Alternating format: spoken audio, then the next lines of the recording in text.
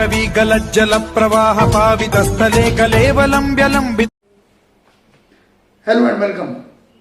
आज इस वीडियो में हम लोग बात करेंगे दुनिया के अंदर कितनी तरह के संविधान हैं, संविधानों के कितने प्रकार हैं, अलग अलग देश हैं, उनके अंदर अलग अलग तरह के संविधान हैं। तो आज इस वीडियो के अंदर यही इंपॉर्टेंट टॉपिक जो 12th क्लास पॉलिटिकल साइंस में सीबीएसई और आईसीएसई दोनों में है, और ये टॉपिक आपके यूपीएससी के अंदर भी आता है और काफी इंपॉर्टेंट टॉपिक है। तो चलिए शुरू करते हैं आज का वीडियो। उससे पहले रिक्वेस्ट करूंगा, इस तरह के पॉलिटिकल साइंस के पूरे टॉपिक्स का मैं वीडियो लगातार बनाऊंगा, तो उम्मीद है आप इसको सब्सक्राइब करें और लाइक करें वीडियो को, ताकि आगे भी आपको ये सारे वीडियो मिलते रहे। Thank you so much. तो सबसे पहले हम शुरू करते हैं, कॉन्स्टिट्यूशन कितनी तरह के होते हैं। तो दुनिया के अंदर कुल मिलाकर के जो एक कैटेगरी निर्धारित करी गई है, उसके अंदर 6 type of constitution are there. कौन कौन से 6 तरह के कॉन्स्टिट्यूशन है आप देख सकते हो। सबसे पहले रिटन कॉन्स्टिट्यूशन, दूसरा अनरिटन कॉन्स्टिट्यूशन, तीसरा रिजिड, चौथा फ्लेक्सिबल, पांचवा आपका इवोल्व्ड कॉन्स्टिट्यूशन, और 6 इनेक्टेड कॉन्स्टिट्यूशन। अब मैं यहां पे बात करूंगा इन 6 तरह के संविधान आपस के अंदर इनमें क्या डिफरेंस होता है। अनरिटन कॉन्स्टिट्यूशन कैसे हो सकता है। रिटन कॉन्स्टिट्यूशन तो हम लोगों ने सुना है, इंडिया के अंदर रिटन कॉन्स्टिट्यूशन है। दूसरा, ये कॉन्स्टिट्यूशन इनेक्टेड कॉन्स्टिट्यूशन भी है,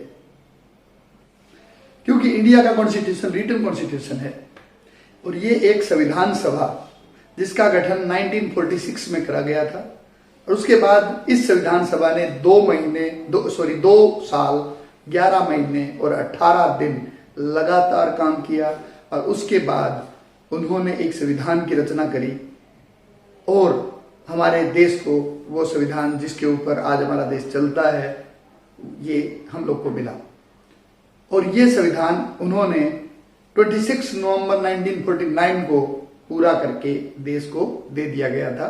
हालांकि ये लागू हुआ 26 जनवरी 1950 को, लेकिन ये पूरा हो गया था 26 नवंबर 1949 को।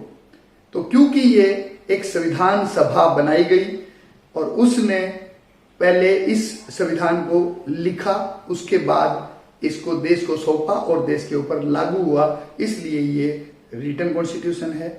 और इनेक्टेड कॉन्स्टिट्यूशन है। इनेक्टेड कॉन्स्टिट्यूशन का मतलब ये होता है जब कोई कॉन्स्टिट्यूशन एक प्लान करके, एक सभा गठित करके और लिख करके और देश को दिया जाता है, सौंपा जाता है, उसके ऊपर लागू किया जाता है, that is known as a enacted constitution. Enacted के अपोज जो कॉन्स्टिट्यूशन होता है वो होता है इवोल्व्ड कॉन्स्टिट्यूशन, जिसको हम लोग अनरिटन कॉन्स्टिट्यूशन के साथ भी जोड़ सकते हैं। In other word you can say written constitution और इनेक्टेड कॉन्स्टिट्यूशन एक साथ हम देख सकते हैं। इवोल्व्ड कॉन्स्टिट्यूशन और अनरिटन कॉन्स्टिट्यूशन एक साथ देख सकते हैं। अनरिटन आप समझ गए होंगे, अनरिटन वो कॉन्स्टिट्यूशन होता है जिसके लिए कभी कोई संविधान सभा नहीं बनी, कभी उसको बैठ के लिखा नहीं गया और कभी उसको लागू नहीं किया गया, बल्कि वो टाइम के साथ में अपने आप शुरू से ही जो कानून चल रहे थे वो लगातार आगे डेवलप होते गए, और वही चीजें आगे समय के अनुसार रिक्वायरमेंट के हिसाब से वो चलती रही और आगे आज तक चलती आ रही है। इस कॉन्स्टिट्यूशन के एग्जाम्पल के रूप में हम लोग ले सकते हैं ग्रेट ब्रिटेन या यूके का कॉन्स्टिट्यूशन। यूके का कॉन्स्टिट्यूशन अनरिटन कॉन्स्टिट्यूशन है, वो कभी लिखा नहीं गया, but it does not mean कि बिल्कुल भी नहीं लिखा गया। मैग्ना कार्टा एक मतलब 1200 समथिंग के अंदर, 1212 के अंदर लिखी हुई एक चीज थी, वो उसके अंदर है।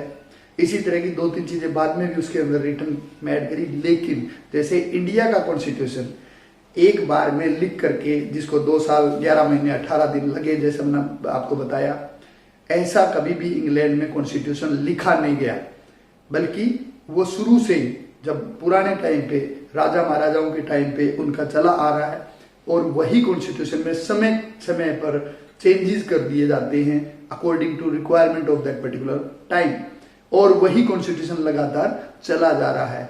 तो इसीलिए इसको कहते हैं इवोल्ड। इवोल्ड का मतलब होता है नेचुरली ग्रो कॉन्स्टिट्यूशन, जो अपने जैसे हम लोग पैदा होते हैं, धीरे धीरे धीरे धीरे ग्रो होते हैं। हमें कोई एकदम से, जैसे अब मैं 6 फीट 1 इंच का आदमी हूं और मेरी एज लगभग 55 ईयर है, तो मेरे को 55 ईयर इस तरह कोई आदमी क्यों बना के 55 ईयर का होगा, इतने केजी वजन होगा और ये आप इतना हाइट का आदमी होगा, ऐसे कोई बना के नहीं खड़ा कर सकता। बल्कि हम लोग धीरे धीरे ग्रेजुअली ग्रो हुए हैं। छोटे बच्चा हुआ, उसके बाद में बड़ा हुआ, धीरे धीरे टाइम के साथ वो ग्रो हुआ और जिस पोजीशन में वो आज है वो एक पोजीशन से चल करके पहुंचा है।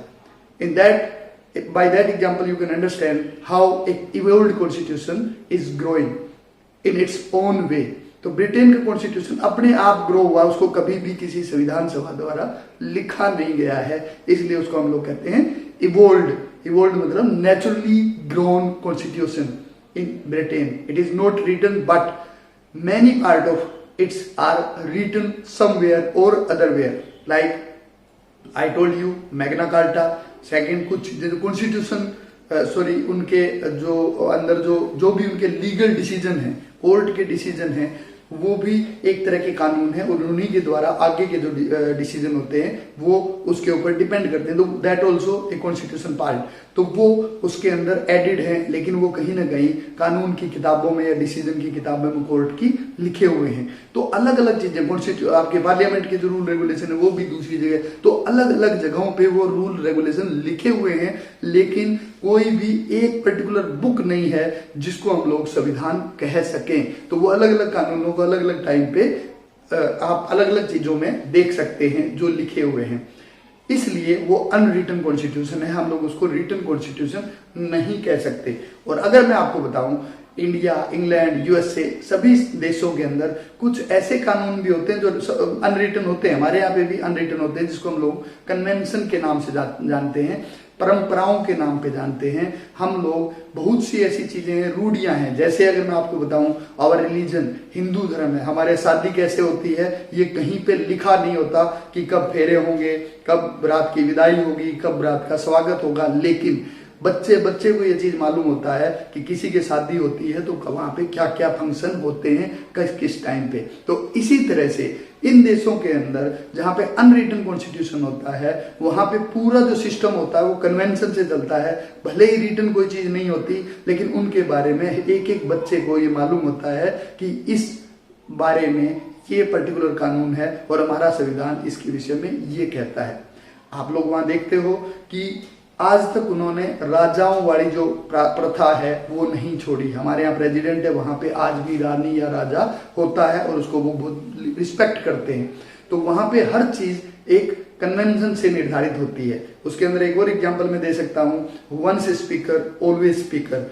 इंग्लैंड के अंदर एक बार कोई स्पीकर बन जाता है तो वो हमेशा स्पीकर रहता है, क्योंकि उसके बाद उस पर्टिकुलर कॉन्स्टिट्यूएंसी के अंदर कोई भी दूसरी पार्टी इलेक्शन नहीं लड़ती और वो निर्विरोध जीतता है। और जब तक वो जिंदा रहता है या वो रिटायर खुद से नहीं हो जाता, वो स्पीकर बना रहता है। और ये प्रथा इसलिए बनाई गई ताकि वो निष्पक्ष रहें, किसी का पक्ष ना लें पार्लियामेंट के अंदर। तो इसी तरह के कई और भी कन्वेंशन हैं जिनको वो लोग मानते हैं।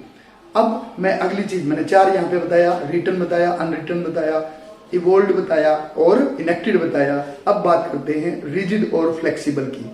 तो फ्लेक्सिबल कॉन्स्टिट्यूशन वो होते हैं जिन कॉन्स्टिट्यूशन के अंदर आराम से हम लोग चेंज कर सकते हैं, अमेंडमेंट कर सकते हैं। जैसे इंग्लैंड का कॉन्स्टिट्यूशन बहुत ही फ्लेक्सिबल भी है। वहां पे सिंपल मेजोरिटी से, जैसे बाकी कानून बनते हैं पार्लियामेंट के अंदर, उसी तरह सिंपल मेजोरिटी से कॉन्स्टिट्यूशन अमेंडमेंट किया जा सकता है, लेकिन वो लोग करते नहीं हैं। आमतौर पे वहां पे रेफरेंडम किया जाता है, पूरे देश के अंदर वोटरों से पूछा जाता है कि हम लोग ये कानून चेंज कर रहे हैं, क्या कर लें। जब रेफरेंडम में यस हो जाता है, then only they are changing. They can change by simple majority but they are not changing that way. तो ये सिंपल मेजोरिटी, फ्लेक्सिबल कॉन्स्टिट्यूशन का मतलब होता है भाई ये सिंपल मेजोरिटी अमेंडमेंट करना कॉन्स्टिट्यूशन में। दूसरा होता है रिजिड कॉन्स्टिट्यूशन, जिसके अंदर आप अगर देखें तो खास तौर पे जो भी संघीय या यू कैन से आपके फेडरल कंट्रीज होते हैं, वहां पे written constitution plus rigid constitution ज्यादातर होते हैं, क्योंकि वो नहीं चाहते कि सेंट्रल गवर्नमेंट स्टेट गवर्नमेंट का कोई भी हक छीने। तो इसलिए वहां पे जो सेंट्रल स्टेट रिलेशन वाले जो चीजें होती है उनके अंदर काफी रिजिड होता है कॉन्स्टिट्यूशन। अगर मैं इंडिया का एग्जांपल दूं तो Indian constitution is a semi rigid और semi flexible constitution because some part of Indian constitution are in which we can amend by a simple majority. Some parts are there we can change it by the 2/3 majority of both house of the parliament, and some part are very rigid in that 2/3 majority of both house of parliament plus we need the you can say recognition of some states, yeah you can say nearly half state should you can say give their permission to that amendment, then that amendment will be followed, या that amendment will be done. तो इस तरह से India के अंदर तीन तरह का मतलब आपके अमेंडमेंट होते हैं। एक सिंपल होता है वेरी, उसको फ्लेक्सिबल भी कह सकते हैं, दूसरा सेमी फ्लेक्सिबल और तीसरा वेरी रिजिड। तो इसीलिए इंडियन कॉन्स्टिट्यूशन को हम लोग सेमी फ्लेक्सिबल और सेमी रिजिड कॉन्स्टिट्यूशन भी कहते हैं। तो आज के टॉपिक में आपने देखा 6 तरह के कॉन्स्टिट्यूशन मैंने बताए। इन कॉन्स्टिट्यूशन के अंदर अगेन मैं रिपीट कर दे रहा हूं, आपके रिटन, अनरिटन, इनेक्टेड, इवॉल्व और फ्लेक्सिबल एंड रिजिड कॉन्स्टिट्यूशन, ये 6 तरह के कॉन्स्टिट्यूशन होते हैं। उनमें क्या डिफरेंस है वो मैंने आपको बताया। और यहाँ पे इसके अंदर जो इंपॉर्टेंट क्वेश्चन हो गए, इनकी मेरिट और डीमेरिट्स, अच्छाई और बुराई, फायदे और नुकसान भी हैं, उनको भी आप साथ में अगर तैयार कर लेंगे तो ये बहुत ही एक अच्छा टॉपिक आपके लिए हो जाएगा, जिसमें से कुछ ना कुछ आपके एग्जाम में जरूर पूछा जाएगा। तो आज के लिए ये इतना ही। अगले वीडियो के अंदर हम लोग फिर बात करेंगे।